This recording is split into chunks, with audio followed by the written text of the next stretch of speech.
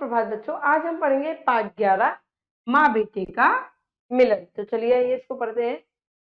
जंगल का वातावरण आज का पूरी तरह गर्म था। सूर्य देव पूरे ताप से दहक रहे थे। जो सूर्य थे, सूरज था, बहुत तेज गर्म था। ठीक है। जंगल के पोखर और तालाब सूखते जा रहे थे। इतनी तेज गर्मी थी, जो तालाब थे वो भी क्या थे, सूख गए थे पानी उसका। पास ही बहती बहती हुई नदी में घुटने भर भी पानी न रह गया था। मतलब इतना का पानी था कि घुटने से भी नीचे पानी बिल्कुल सूख गया था, घुटने तक पानी भी नहीं था। जंगल में रहने वाले पशु पक्षियों के प्यास बुझाने के लिए भी आजकल एकमात्र स्थान रह गया था। शाम ढलते ही समय पहले का समय था। शाम ढलने से मतलब जब शाम ढलते से पहले का समय था कि दो प्यासे हिरन हाँफते हुए नदी के तट की ओर जा रहे थे। दो हिरन थे, ये देखिए। ठीक है, एक बच्चा है, एक माँ। वो हाँफते हुए, भूख प्यास लगी थी, नदी तक जा रहे थे पानी पीने के लिए। तट पर जाकर वे पानी ही पीने ही लगे थे कि अचानक पीछे से एक आदमी पर एक आदमी ने क्या करा, उन पर पत्थर मारा। ठीक है, पत्थर मारने लगा। वो जैसे पानी पीने लगे थे, एक आदमी ने क्या करा, पत्थर मारा। आप देख रहे हैं ये क्या कर रहा है, ये इसको पत्थर मार रहा है, देखो। ठीक है। असमय की इस विपदा से घबराकर उन दोनों ने नदी की ओर दौड़ लगा दी। अब क्या हुआ, नदी की ओर उन्होंने दौड़ लगाई, भागे। उनके पीछे भागते हुए एक आदमी भी नदी की जलधारा में छत से उतर गया। अब वो भी उतर गया और हिरणों के पीछे दौड़ने लगा। अब ये क्या हुआ, ये इनके पीछे दौड़ने लगा।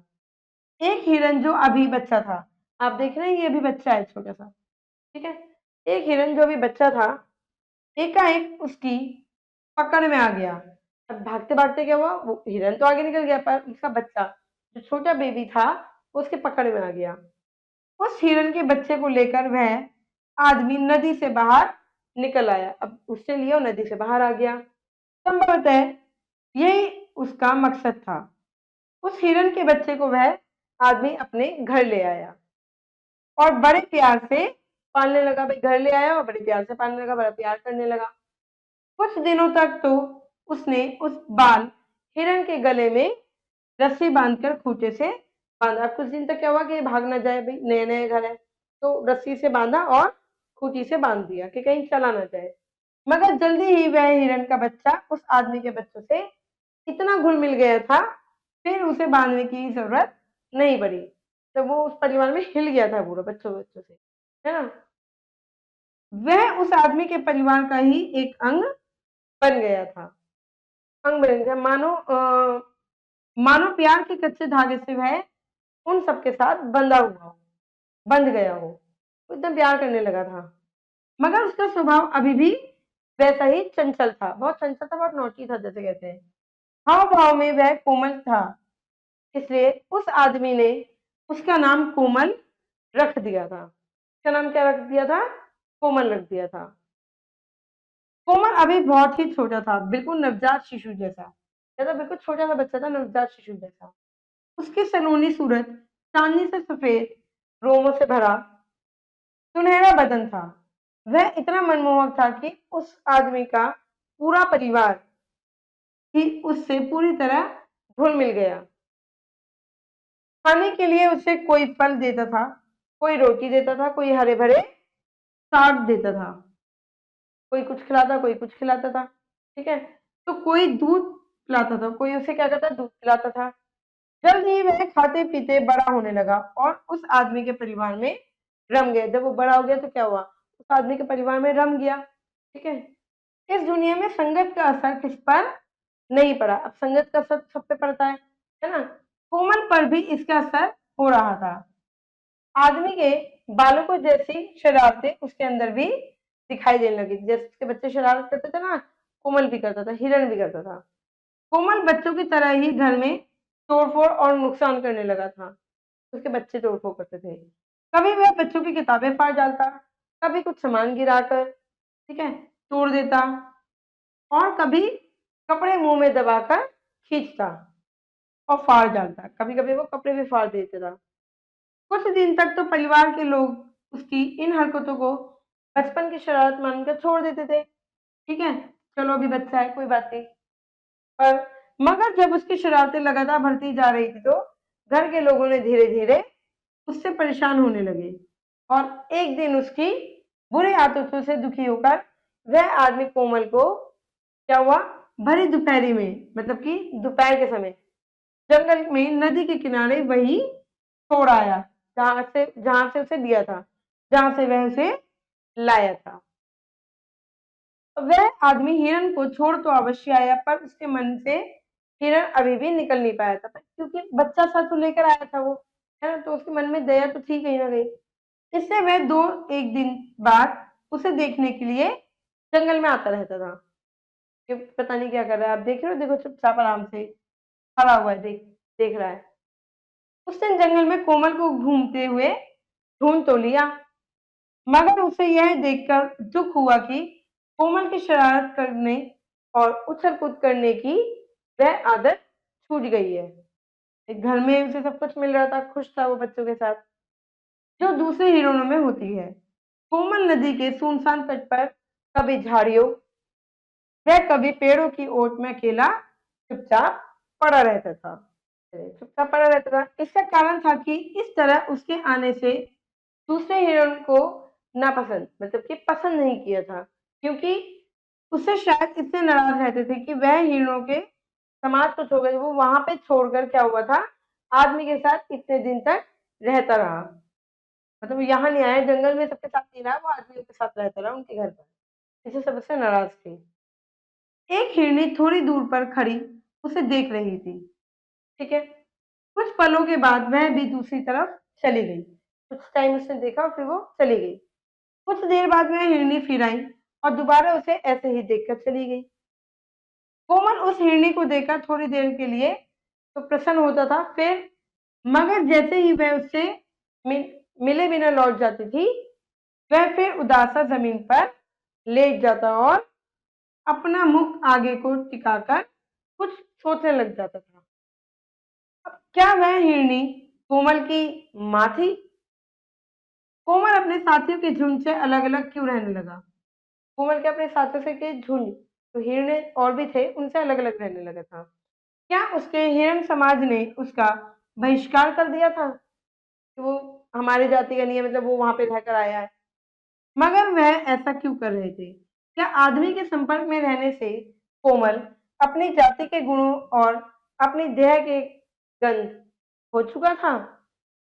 निश्चित ही पशु पक्षी जो एक दूसरे को उसकी गंध से कारण ही पहचानते हैं और प्यार करते हैं, वह कोमल में नहीं रही थी। अब उनमें से उन्हें मनुष्य की गंध आती थी कि उनके साथ रहा है तो इसमें मनुष्य की गंध आ रही है। ठीक है, यह सब सोचकर उस आदमी को बड़ा पछतावा हुआ कि अब ये अकेली रह रही है, अकेला रह रहा है ना।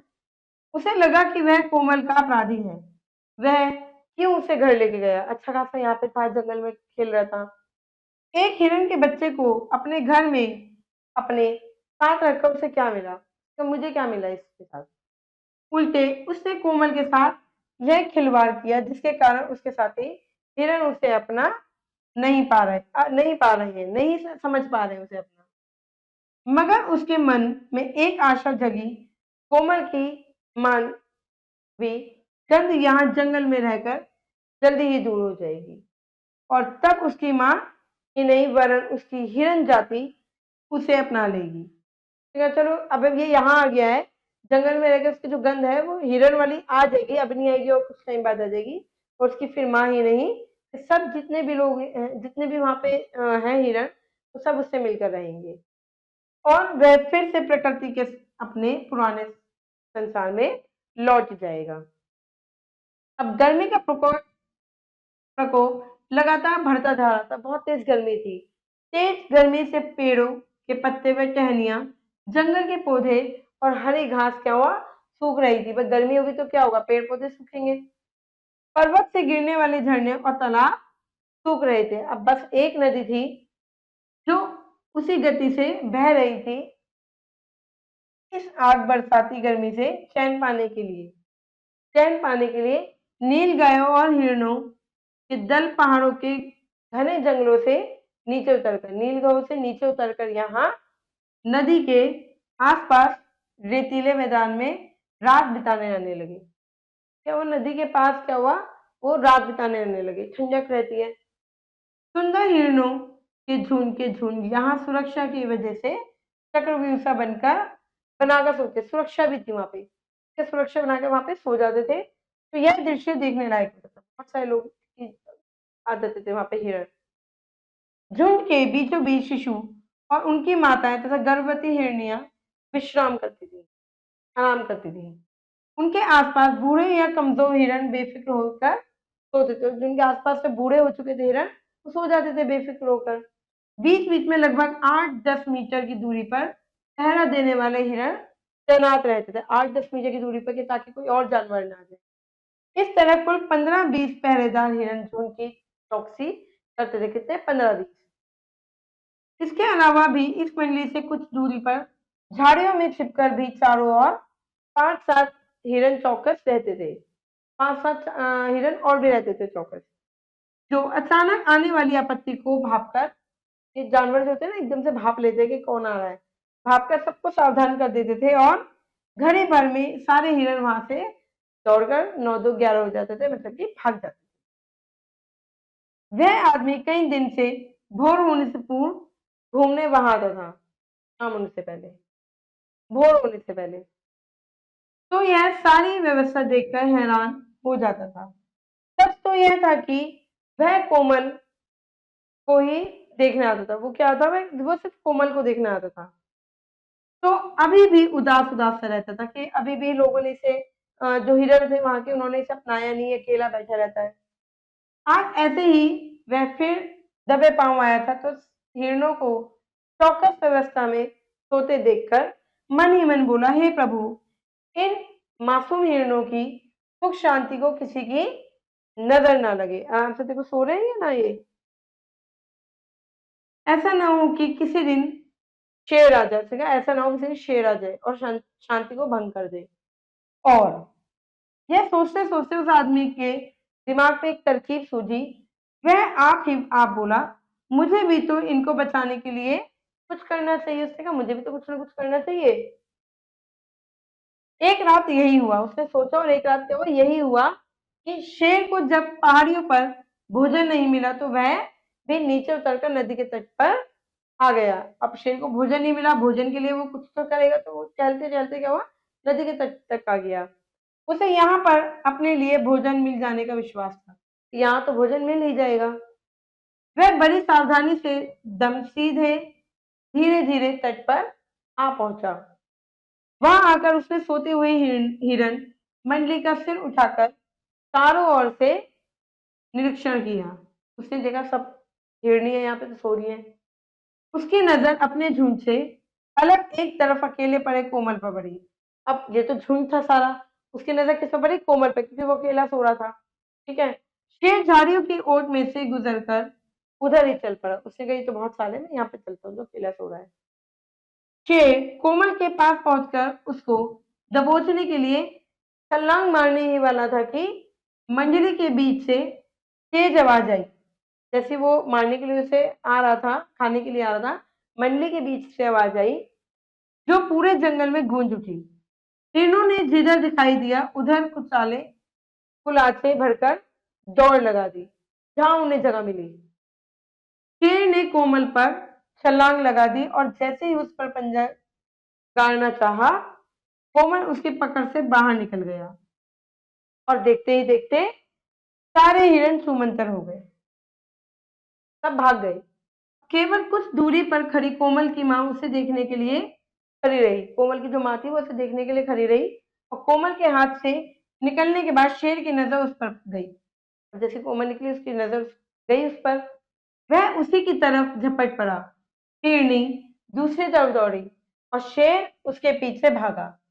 मगर यह क्या, कोमल अपनी जान की परवाह न कर अपनी मां की तरफ भागा।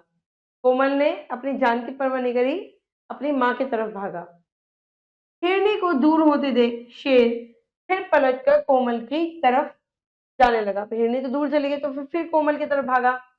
कोमल इस बार भागा नहीं, वह सिर झुकाकर खड़ा हो गया, जैसे कह रहा हो मेरे साथियों की नहीं, मेरी जान ले लो। मतलब ऐसे कह रहा हो कि तुम मेरी जान ले लो पर मेरे साथी को छोड़ दो। अपने हिरण साथियों के द्वारा ठुकराए जाने पर मैं जी भर लूं तो क्या वह जीवन होगा? क्या मैं अपने साथियों से ठुकरा गया हूं तो अब मैं वैसे भी अकेला ही पड़ा रहता हूँ, क्या ये जीवन है? शेर उसकी तरफ झपटा, तभी पेड़ पर बैठे आदमी ने बड़ा सा जाल शेर पर फेंका। जो आदमी था उसने जाल फेंका शेर पर। शेर जाल में उलझ गया और उसी में फंसकर रह गया। आदमी पेड़ पर से उतर आया और जाल को बांधकर शेर को क्या हुआ, कैद कर गया। उसने जाल को बांधा और शेर को कैद कर लिया। जब तक आदमी ने शेर को जाल में बांधा, उतने समय में जो कोमल की माँ थी, कोमल की माँ उसके पास आकर उसे दुलारने लगी। वह आदमी हसरत भरी नजरों से माँ बेटे के इस पुण्य मिलन को देख रहा था कि माँ और बच्चे का मिलन हो ही गया। चलिए बच्चों करते हैं अभ्यास। विकल्प चुनकर ओएमआर शीट के गोले भरिए।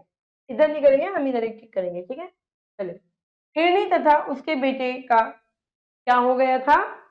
पुनः मिलन हो गया था, ठीक है, पुनः मिलन हुआ था।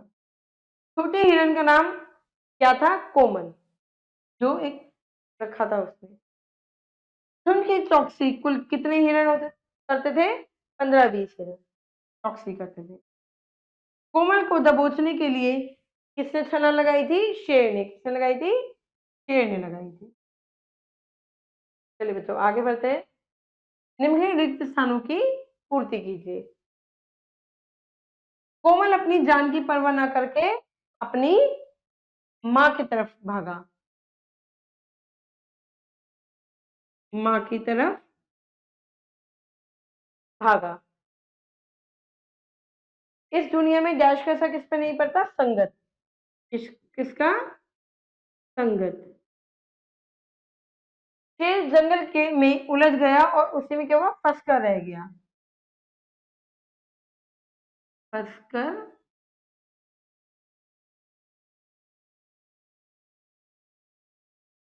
फंस कर रह गया। कोमल नदी के डैश तट पर अकेला पड़ा था, सुनसान तट पर। सुनसान तट पर अकेला पड़ा था। कोमल में अब मनुष्य की क्या आती है? गंध आती है। गंध। चलिए बच्चों आगे बढ़ते हैं। खंड अ का खंड ब से मिलान करके वाक्य बनाइए। चलिए, बालकों जैसी शरारतें उसके अंदर भी दिखाई देने लगी थी, ठीक है। दो पे वह दो एक दिन बाद उसे देखने के लिए जंगल में जाता रहता था। पर्वत से गिरने वाले झरने और तालाब अब क्या थे? सूख रहे थे, ठीक है। आगे बढ़ते हैं। उसके आसपास कमजोर और बूढ़े हिरण बेफिक्र सोते थे। कोमल अपनी जान की परवाह न कर अपनी माँ की तरफ भागा। चलिए बच्चे प्रश्न उत्तर है तो ये व्याकरण आपको खुद से करनी है। आशा करती हूँ ये पाठ आपको समझ में आया होगा। मैं मिलूंगी आपसे अगली बार, अगली कक्षा में। जब तक के लिए खुश रहिए और अपना ध्यान रखिए। धन्यवाद।